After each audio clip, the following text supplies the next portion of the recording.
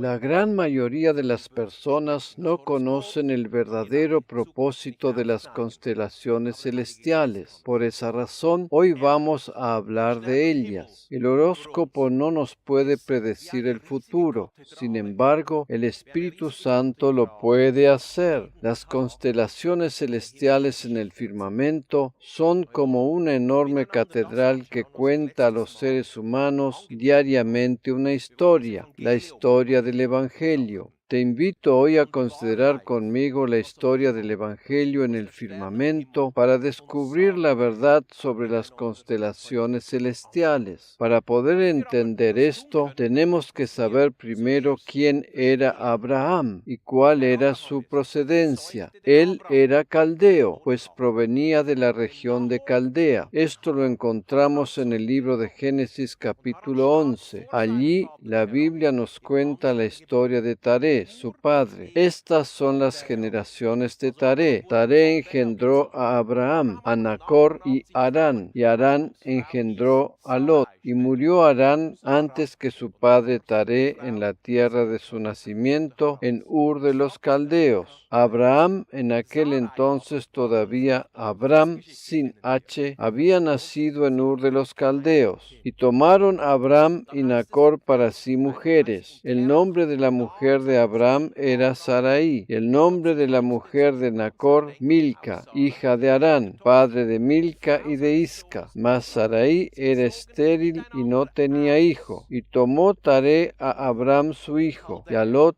hijo de Harán, hijo de su hijo, y a Sarai su nuera, mujer de Abram su hijo, y salió con ellos de Ur de los Caldeos para ir a la tierra de Canaán, y vinieron hasta Harán y se quedaron allí. Reina Valera 1960. Este pasaje nos indica claramente el lugar de nacimiento de Abraham, y por eso decimos que él era caldeo. Esta denominación corresponde al lugar de su nacimiento, al igual que decimos españoles a aquellos que han nacido en España, o suizos a aquellos que han nacido en Suiza. En otro pasaje en el libro de Josué, la Biblia nos dice que Taré, el padre de Abraham, era idólatra. Hoy en día diríamos que era un esotérico. Esto tenía que ver con la cultura de los caldeos. Ellos eran astrónomos y se dedicaban al estudio de la posición y del movimiento de los astros. Precisamente toda la región de Caldea era apropiada para la observación de los astros, pues tenía muchas colinas. Cada vez que la palabra caldeo aparece en la Biblia, es sinónimo de astrónomo. Dicho de otra manera, los caldeos como astrónomos poseían la capacidad de interpretar el mensaje de las constelaciones celestiales. Toda esta explicación es importante para darnos cuenta el trasfondo en que creció Abraham. Podríamos decir que esto era lo más natural del mundo para él, ya que desde niño y más tarde como jovencito y adulto estaba dentro de ese entorno cultural. Por lo tanto, él poseía también la capacidad de interpretar el mensaje de las constelaciones celestiales desde el punto de vista de la ciencia de la astronomía. Dicha ciencia, por otra parte, tenía también una religión, la cual era la astrología. La astrología no fue inventada por algún medium del tiempo moderno, sino que se remonta hacia miles de años atrás a la región de los caldeos, e incluso mucho más atrás hasta el propio Nimrod, quien hizo edificar la Torre de Babel. Precisamente el propósito de esta torre era llegar hasta el mismo cielo. Dicho sea de paso, como ya lo expliqué en alguna enseñanza anterior, Nimrod deseaba con esto alterar el orden de las constelaciones para establecer allí su nombre como salvador del mundo. Nimrod fue el primer imperialista de la historia y quien intentó poner a todos los seres humanos bajo su autoridad. Esa es la razón por la cual Dios tuvo que interrumpir la construcción de aquella torre, confundiendo las lenguas de la gente para que se vieran obligados a esparcirse por toda la tierra. El imperialismo no es el plan divino. Su propósito es que haya muchos pueblos independientes.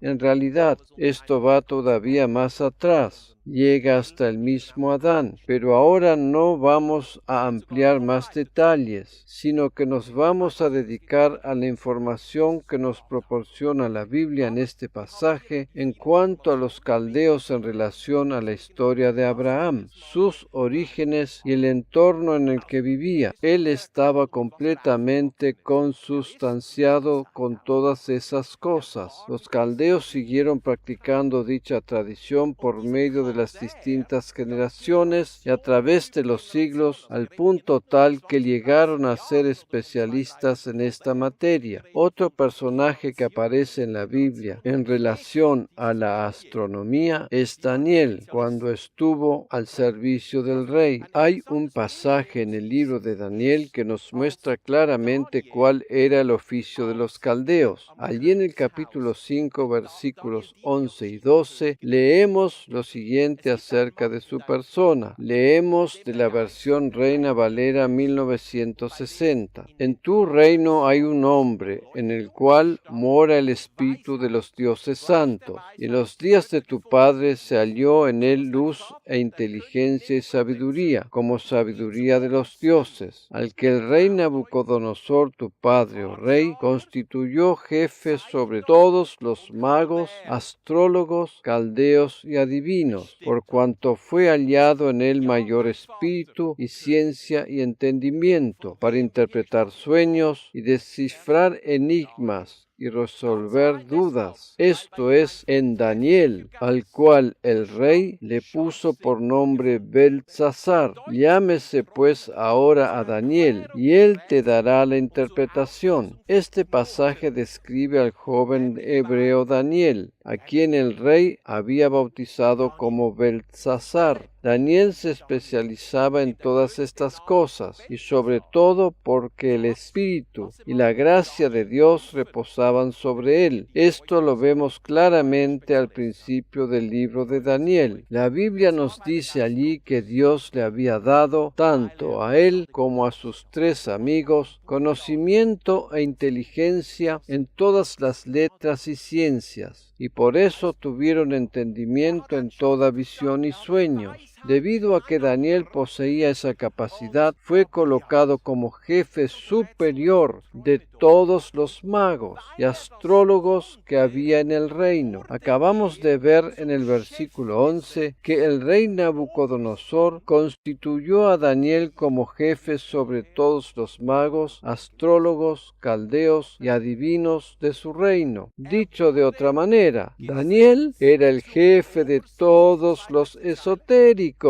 Eso suena como una pesadilla para muchos creyentes, ¿verdad? Imaginémonos la escena. ¿Cómo sería si hoy en día un creyente fuera nombrado jefe máximo de todos aquellos que sirven a espíritus falsos? Esta era la situación en aquel momento. Daniel era el jefe de todos los esotéricos, debido a que era mucho mejor que todos ellos. Entre todos estos grupos de personas que estaban bajo su autoridad se encontraban los caldeos, quienes como astrónomos se especializaban en la interpretación de las constelaciones celestiales. En aquel tiempo, el rey Nabucodonosor tenía todo tipo de magos, astrólogos, adivinos, a quienes consultaba cuando tenía un enigma. Llegado el caso, cada uno daba su parecer al rey de acuerdo al trasfondo en que había sido formado. El único que estaba en condiciones de proporcionar una interpretación correcta era Daniel, pues el Espíritu de Dios estaba sobre él y le proporcionaba la revelación necesaria. Basta con recordar el pasaje donde se relata la interpretación que Daniel le dio al rey en cuanto a la imagen que había visto en su sueño, la cual era una descripción exacta de los 4 reinos mundiales celestiales que regían o habrían de regir la tierra en el futuro hasta la instauración definitiva del reino milenial de Cristo. Entre todos los grupos de estudiosos que estaban bajo la autoridad de Daniel se encontraban los caldeos, de los cuales, como habíamos visto anteriormente, procedía Abraham, quien estaba completamente consustanciado con todas esas cosas. Es más, él mismo poseía determinadas capacidades como para interpretar el mensaje del firmamento. De otra manera, Dios no le hubiese dicho que levantara sus ojos al cielo y le contara lo que podía ver en las estrellas.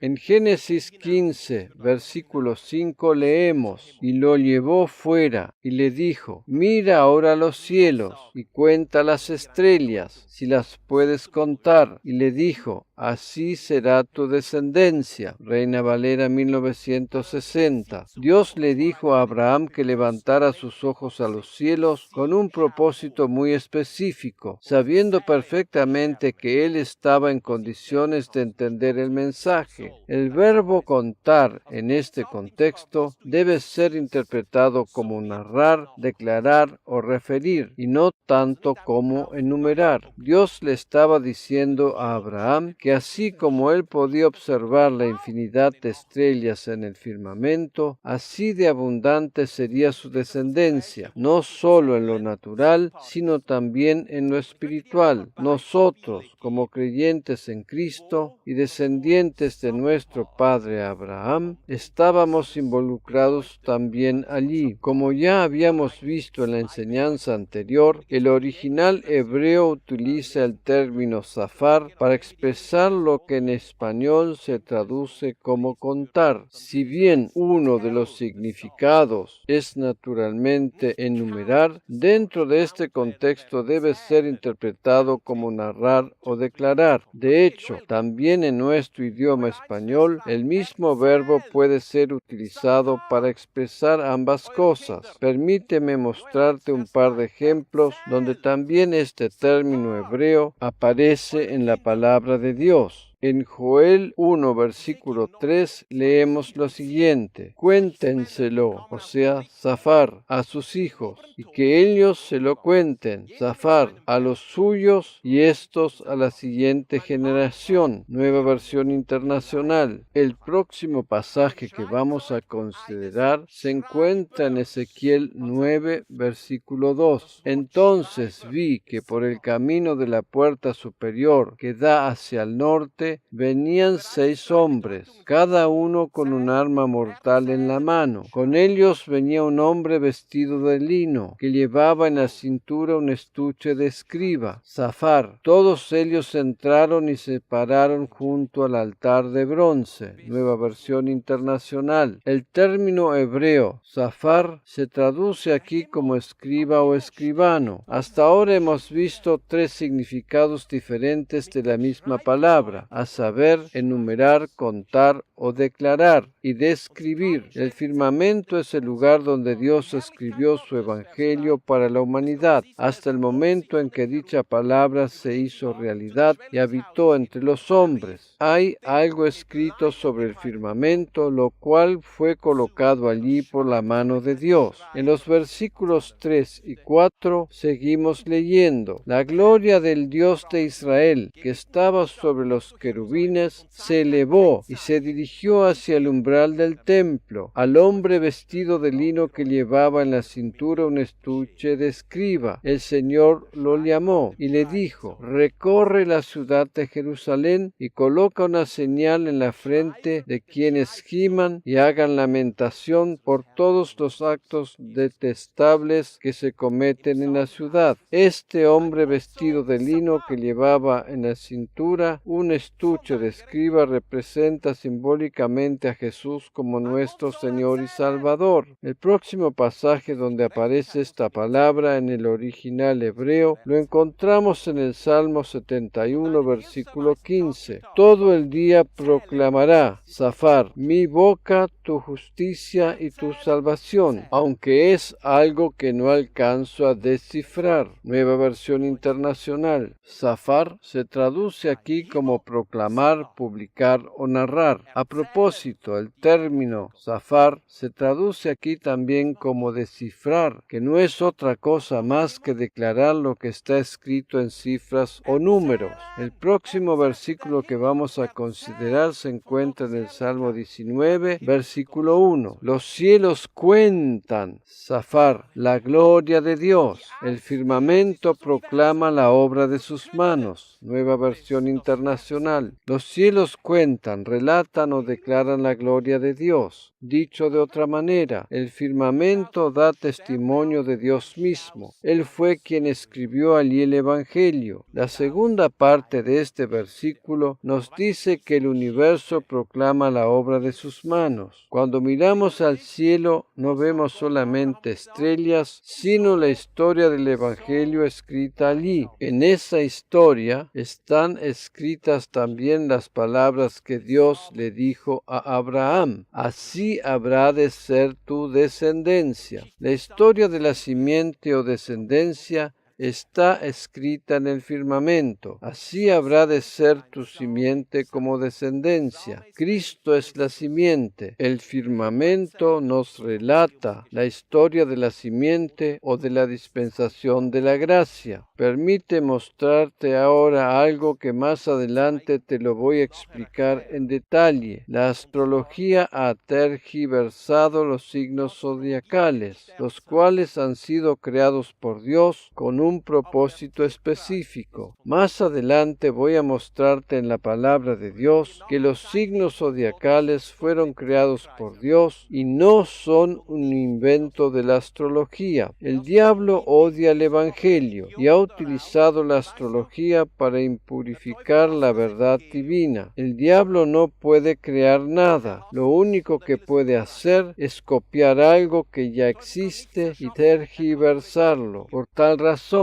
tomó aquello que ya existía, aquello que había sido creado por Dios con un propósito específico, lo copió y lo contaminó para poder engañar al ser humano. Dios es el creador de todas las cosas. El diablo utiliza aquello que fue creado, lo contamina y lo tergiversa. Él hace eso con todas las cosas que Dios creó. Por ejemplo, con la sexualidad. Dios creó la sexualidad para el ser humano, pero el diablo la contaminó y tergiversó. Antes de pasar a ver los gráficos que deseo mostrarte, vamos a considerar el pasaje de Job, capítulo 38, versículos 31 al 33. ¿Acaso puedes atar los lazos de las Pléyades o desatar las cuerdas que sujetan al Orión? ¿Puedes hacer que las constelaciones salgan a tiempo? ¿Puedes guiar a la osa mayor y a la menor? ¿Conoces las leyes que rigen los cielos? ¿Puedes establecer mi dominio sobre la tierra? Nueva versión internacional. Dios le dijo esto a Job. Aquí se mencionan diferentes constelaciones celestiales. Entre ellas aparecen los signos zodiacales. En el versículo 33, la palabra que en el original hebreo se utiliza es mazara, la cual se traduce como zodíaco y más específicamente como signos zodiacales. Pléyades, Orión, Osa Mayor y Menor son todas constelaciones celestiales denominadas así hasta el día de hoy. Ya son mencionadas en el libro más antiguo de la Biblia, a saber, el libro de Job. Maravilloso, ¿verdad? Incluso el Leviatán, gran bestia marina a menudo asociada con Satanás, ya fue mencionada en el libro de Job. Por eso, todos esos monstruos marinos o terribles criaturas que aparecen en las películas no son la novedad que inventó Hollywood, sino que ya estaban mencionadas en la Biblia. En el Salmo 147, versículo 4, leemos: Él, este es Dios, determina el número de las estrellas y a todas ellas les pone nombre. Dios es quien le puso los nombres a las estrellas. Dios conoce cada una de las estrellas y las llama por nombre. Es interesante notar la sabiduría que tenía el ser humano en aquel entonces con respecto a las constelaciones celestiales y sus respectivos nombres mucho antes aún de la aparición de la astronomía moderna. Es evidente que recibían revelación de estos misterios por medio de la inspiración divina. Dichos nombres son válidos hasta el día de hoy. En Job capítulo 9 versículos 8 y 9 leemos también lo siguiente: Él, o sea Dios, se basta para extender los cielos, somete a su dominio las olas del mar. Él creó la Osa y el Orión, las Pléyades y las constelaciones del sur. Nueva versión internacional. Nuestro Dios es el creador de las constelaciones celestiales. Otro pasaje interesante lo encontramos en el libro de Amós capítulo 5 versículo 8. El Señor hizo las Pléyades y el Orión, convierte en aurora las densas tinieblas y oscurece el día hasta convertirlo en noche. Él convoca las aguas del mar y las derrama sobre la tierra. Su nombre es Señor. Nueva versión internacional. Vamos a considerar ahora otro pasaje para saber lo que Dios dice acerca de la astrología y el horóscopo. Este se encuentra en Isaías capítulo 47, versículos 11 al 13. Pero vendrá sobre ti una desgracia que no sabrás conjurar. Caerá sobre ti una calamidad que no podrás evitar. Una catástrofe que ni te imaginas vendrá de repente sobre ti. Persiste entonces con tus encantamientos y con tus muchas hechicerías en las que te has ejercitado desde la niñez. Tal vez tengas éxito, tal vez puedas provocar terror. Los muchos consejos te han fatigado. Que se presenten tus astrólogos, los que observan las estrellas, los que hacen predicciones mes a mes, que te salven de lo que viene sobre ti. Nueva versión internacional. Este pasaje completamente claro nos revela y muestra que la astrología y el horóscopo no nos pueden ayudar en absoluto. El único que tiene la respuesta verdadera es Jesús. Él es quien nos libra de toda desgracia y calamidad. Jesús no nos vaticina un futuro con calamidades, sino un futuro bueno y lleno de esperanza. Aquí dice: los muchos consejos te han fatigado. Aquellos que buscan consejo y guía para el futuro por medio de la posición de las estrellas, solo consiguen fatigarse. Nada de eso nos puede salvar ni ayudar. Sin embargo, el creador de las estrellas y de todas las constelaciones celestiales sí nos puede salvar y socorrer. Dios, el creador de los signos zodiacales, es el único que nos puede salvar y ayudar.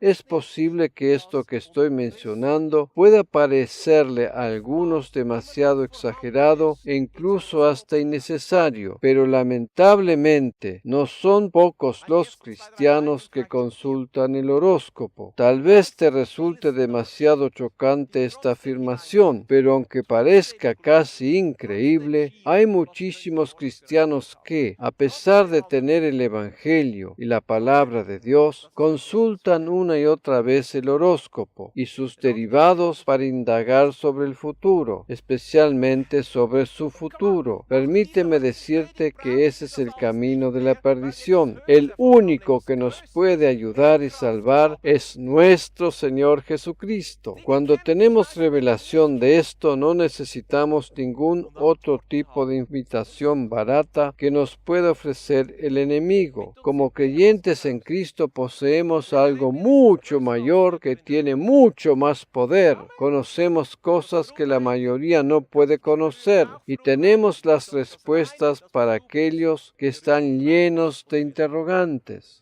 Esta es la razón por la cual abordamos este tema, y de esta manera estamos preparados para cuando seamos confrontados a estas cosas. Esta será nuestra oportunidad para declarar, contar, referir a otros la verdad. Esto es precisamente lo que Dios le dijo a Abraham con eso de cuenta las estrellas. Por otra parte, deseo dejar bien claro que no hay que tener temor a todas estas cosas, porque más grande es el que está en nosotros que el que está en el mundo. Lo pervertido y contaminado no nos puede ensuciar ni hacer daño, pues nosotros, quienes somos limpios y puros por medio del sacrificio de Cristo, somos los que tenemos el poder para transformar aquello sucio e impuro que nos rodea. Soy consciente que este es un tema muy difícil y delicado de abordar, pero es necesario que lo hagamos para conocer la verdad. Por tal razón, vamos a considerar ahora, y de acuerdo a la palabra de Dios, los signos zodiacales en detalle. Recordemos que el creador de las constelaciones celestiales es nuestro Dios. Aquí podemos observar las maravillosas constelaciones celestiales que creó nuestro Dios. Este es el Evangelio de Cristo escrito en el firmamento. Comienza en Virgo con el nacimiento de Jesús y que representa a la Virgen, para extenderse hasta Leo, que marca su segunda venida a la tierra como león de la tribu de Judá. Cuando comprendemos de qué se trata realmente, podemos encontrar un aspecto diferente del Evangelio en cada una de las constelaciones. Debido a que este es el Evangelio en el firmamento y que este fue el Evangelio que le fue predicado a Abraham de antemano, cada una de estas constelaciones tiene por consiguiente un significado en relación al mismo. Virgo representa el nacimiento virginal de Jesús. Libra nos habla de la justicia divina. Escorpio nos habla que Jesús venció al aguijón de la muerte. Capricornio representa al chivo expiatorio, quien es Jesús, que murió en nuestro lugar. La Biblia nos habla de esto en uno de los libros del Pentateuco, del animal que debía ser sacrificado o enviado al desierto respectivamente en representación del pecador. Acuario, el cual no tiene nada que ver con la nueva era, aunque es uno de los signos preferidos de esta ideología errónea, nos habla del agua de vida que fue derramada sobre nosotros, los creyentes, el día de Pentecostés. El Pentecostés, con su correspondiente llenura con el Espíritu Santo, simboliza el agua de vida derramada sobre la Iglesia. Ese fue el punto inicial de la era o dispensación de la Iglesia. Por eso digo que no se trata de la nueva era, sino de la era de la Iglesia de Cristo. Soy consciente que algunos pueden llegar a inquietarse al escuchar o leer este mensaje que trata de un tema de alguna manera escabroso. Esto puede deberse a toda la información, música, etcétera, por parte de la nueva era. Pero repito, esta es la descripción que nos da la palabra de Dios acerca de los signos zodiacales. Siguiendo con la descripción, encontramos ahora Piscis representado por el símbolo de un pez, el cual nos habla de la salvación que hemos alcanzado por medio del sacrificio de Cristo en la cruz. Aries es representado por un carnero, y este nos habla del animal que estaba enredado por sus cuernos, preparado para ser sacrificado cuando Abraham estaba por entregar a su hijo Isaac. Dios había preparado de antemano el sustituto. Tauro representa poder y autoridad, y esto nos habla de la segunda venida de Cristo, quien volverá con poder y autoridad. Géminis, con sus dos caras, representa la naturaleza humana y divina de Cristo. Cáncer, simbolizado por un cangrejo, representa a la Iglesia, la cual se constituye como un cuerpo que se mantiene unido entre sí. Y por último, Leo, que nos habla del regreso triunfante del león de la tribu de Judá. El mensaje del Evangelio escrito en estos signos podría ser leído de la siguiente manera: por medio de la simiente de la mujer, Virgo, quien es Cristo, tenemos la justicia, Libra. Él venció al aguijón de la muerte, Escorpio, y triunfó, Sagitario. La obra de la expiación, Capricornio, significa que Cristo murió en nuestro lugar, nos concede el agua de la vida, Acuario. Por medio de Cristo alcanzamos la salvación, Piscis. Su sacrificio es el holocausto perfecto, Aries, y su segunda venida, Tauro. Cuando Dios se hizo hombre, Géminis, le concedió a la Iglesia una morada eterna, Cáncer, y volverá triunfante a la tierra, Leo. Él regresará triunfante a la tierra como el león de la tribu de Judá, para establecer su reino milenial. Hay una cosa más que encontramos descrita en los signos zodiacales.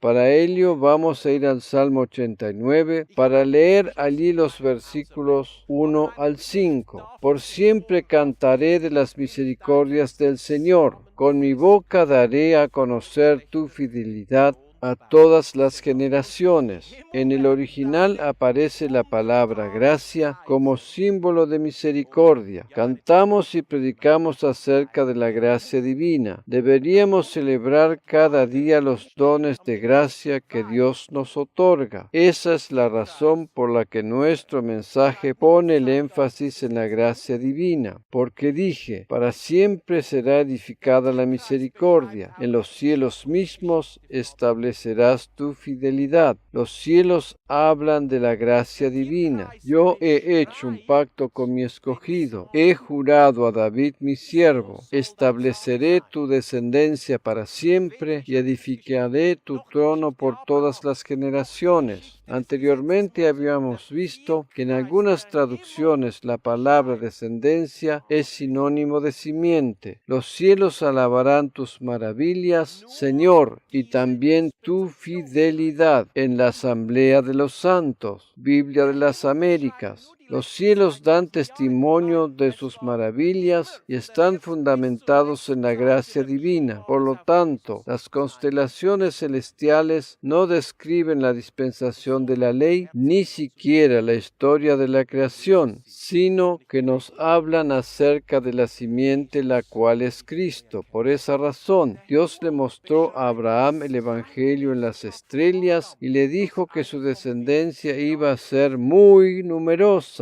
Las constelaciones celestiales no hablan de ninguna otra cosa más que de la gracia divina, y más exactamente de la dispensación de la gracia. Dicho de otra manera, el mensaje del firmamento describe los últimos 2000 años de la humanidad. La Biblia habla de Jesús desde su primera hasta su última página. Cuando descubrimos a Jesús en las Escrituras, nuestro corazón se enciende. Ya en el tiempo de la antigüedad, el mensaje del firmamento estaba señalando hacia Jesús, quien habría de llegar a la tierra muchos años más tarde. Las constelaciones celestiales hablan del Mesías, quien habría de llegar a la tierra para salvar a la humanidad y más tarde establecer su reino milenial. En el Salmo 19 encontramos una descripción del Evangelio, la cual podemos dividir en dos grupos. Este salmo cuenta con 14 versículos. Los primeros 6 describen el Evangelio en el cielo y en los 8 siguientes el Evangelio está escrito en palabra. Te invito a leerlo conmigo. Los cielos cuentan la gloria de Dios. El firmamento proclama la obra de sus manos. Un día comparte al otro la noticia. Una noche a la otra se lo hace saber. Sin palabras, sin lenguaje, sin una voz perceptible. Por toda la tierra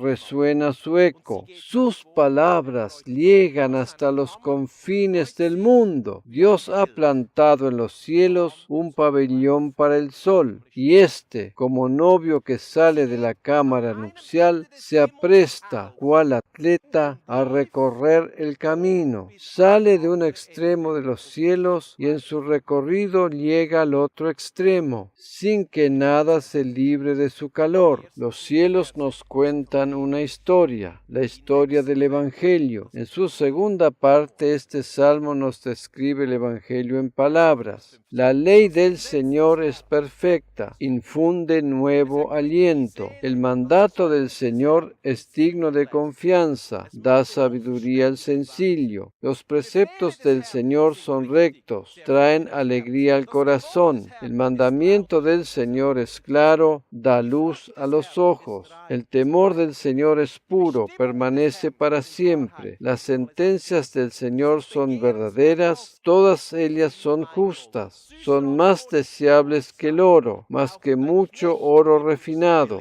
Son más dulces que la miel que destila del panal. Por ellas queda advertido tu siervo. Quien las obedece recibe una gran recompensa. ¿Quién está consciente de sus propios errores? Perdóname aquellos de los que no estoy consciente. Libra además a tu siervo de pecar a sabiendas. No permitas que tales pecados me dominen. Así estaré libre de culpa y de multiplicar mis pecados. Sean, pues, aceptables ante ti mis palabras y mis pensamientos, oh Señor, roca mía y redentor mío. Nueva versión internacional. En esta segunda parte hay un cambio en el lenguaje. Mientras que la primera parte hace referencia a los cielos, la segunda parte describe lo que la palabra de Dios produce en nosotros. Cabe recordar que este salmo fue escrito bajo la dispensación de la ley y por esa razón pone el énfasis en la ley, pero en resumidas cuentas se refiere al Evangelio. En la actualidad vivimos a causa del Evangelio de la palabra, y más precisamente de las palabras que Jesús pronunció. Pero en la antigüedad el ser humano leía el Evangelio en los cielos. Ver el Evangelio representado en el cielo es algo maravilloso, pero nuestra prioridad radica en el Evangelio escrito en la palabra de Dios. Si bien nuestro énfasis está puesto en el Evangelio de la palabra, no podemos ignorar que éste también fue escrito en el cielo. Sin embargo, no analizamos las estrellas para interpretar su mensaje porque tenemos algo mucho más seguro, lo cual es la palabra de Dios. Así y todo, aunque el mensaje de las estrellas no tiene relevancia para nosotros, es bueno saber que ese era el Evangelio que leyeron nuestros antepasados antes de que fuera editada la Biblia. Ni Adán, ni Abraham, ni ninguno de los personajes que existieron en la antigüedad poseían una Biblia para leer, pero sí podían leer el Evangelio en el firmamento. El autor de la Biblia es el mismo que escribió el Evangelio en las estrellas. En la actualidad tenemos la palabra viva porque Jesús, el Logos divino, se hizo carne. Ella es nuestra prioridad,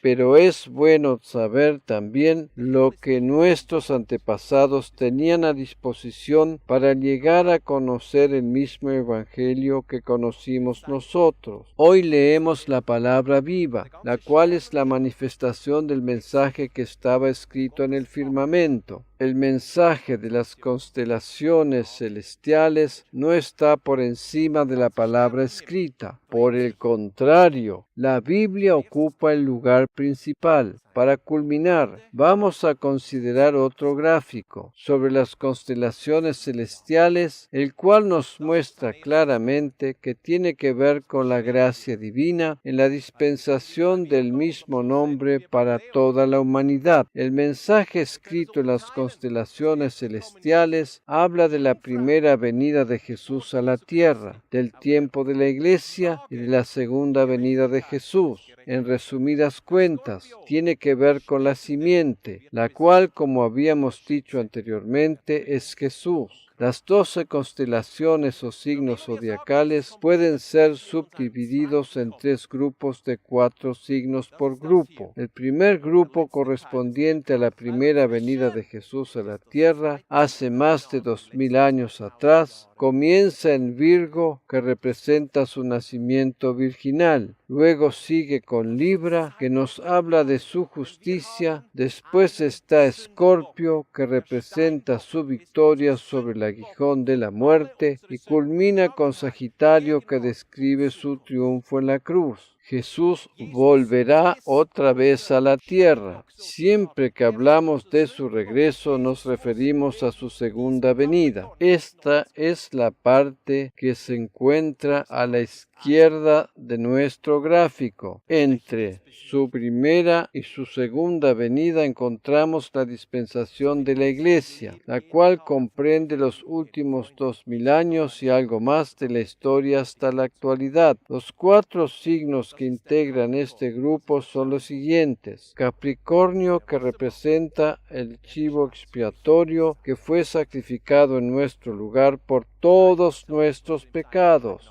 tanto los pasados como los presentes y los futuros. Jesús murió en nuestro lugar. Su sacrificio fue hecho una sola vez y para siempre. Por lo tanto, Él no necesita ir otra vez a la cruz. Él ya realizó la obra expiatoria y el enemigo fue vencido. Hay cantidad de creyentes que viven pidiendo perdón por sus pecados diariamente. Cuando Jesús hizo la obra de la cruz, cargó sobre sí mismo todos nuestros pecados. El problema del pecado ya está solucionado. El otro signo que encontramos aquí es Acuario, y este es el que mejor describe el tiempo de la gracia, pues representa el agua de vida que hemos obtenido por medio del derramamiento del Espíritu Santo. Este fue derramado el día de Pentecostés y trajo consigo corrientes de agua viva para cada uno de los creyentes. Es interesante notar cuántas veces la Biblia hace alusión al agua en relación a la dispensación de la Iglesia, al tiempo de la gracia. Dentro de esta subdivisión encontramos luego a Piscis, que representa a la Iglesia con todos sus salvados. Precisamente el pez es el símbolo por excelencia que identifica a los cristianos. Por último, en este grupo que corresponde al tiempo de la gracia, encontramos el signo Aries, que nos habla del Cordero de Dios que fue sacrificado por nuestros pecados. Esto es lo que siempre debemos tener presente. Debemos dirigir nuestros ojos siempre hacia la obra de la cruz. Y por último, el tercer grupo nos habla de la segunda venida de Jesús a la tierra. Comienza con Tauro, que representa su llegada con poder.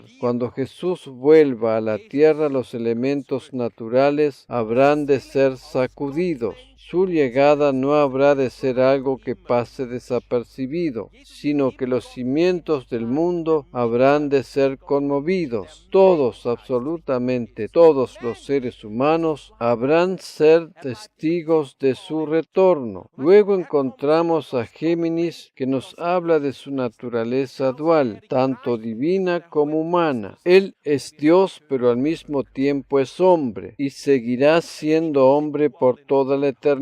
Jesús, el mediador entre Dios y los hombres, es Jesucristo hombre. Él posee una doble naturaleza y la sigue manteniendo por toda la eternidad. Él volverá otra vez a la tierra como Dios hombre y como rey sacerdote para establecer su reino milenial. La dualidad de su naturaleza habrá de ser visible en toda la tierra. Otro signo que corresponde a esta categoría es Cáncer y representa la morada eterna de la Iglesia. En enseñanzas anteriores me he referido en extenso al tema de la eternidad, y allí habíamos hablado sobre nuestra morada eterna en la Nueva Jerusalén. Tú y yo, como creyentes en Cristo, habremos de habitar eternamente en la Nueva Jerusalén. Nuestro cuerpo, que ahora es corruptible, se habrá de transformar en incorruptible, y habremos de tener un cuerpo cuerpo igual al de Jesús después de la resurrección, pero todos los otros seres humanos que habiten en la tierra durante el milenio habrán de tener un cuerpo humano normal como era el de Adán en un principio. Solo los creyentes, aquellos salvados que forman parte de la Iglesia de Cristo, habrán de poseer un cuerpo glorificado, igual al de Jesús después de la resurrección. Y por último, dentro de esta categoría, encontramos el signo Leo, que nos habla de su regreso triunfante como león de la tribu de Judá. Aquí se cierra el círculo. Como vemos, los signos zodiacales no tienen relación directa con nosotros, sino que todos y cada uno de ellos en particular hablan de un aspecto de la persona y obra de Jesús. Este es el mensaje del Evangelio, el cual está escrito por Dios en el firmamento, y esta es la verdad sobre los signos zodiacales. Estos hablan pura y exclusivamente de nuestro Señor Jesucristo. Nuestro Dios es realmente maravilloso. Cuando entendemos que Él escribió la historia de la simiente del Salvador de la humanidad en el firmamento, nuestro corazón se llena de asombro y le damos toda la gloria que se merece. Amén.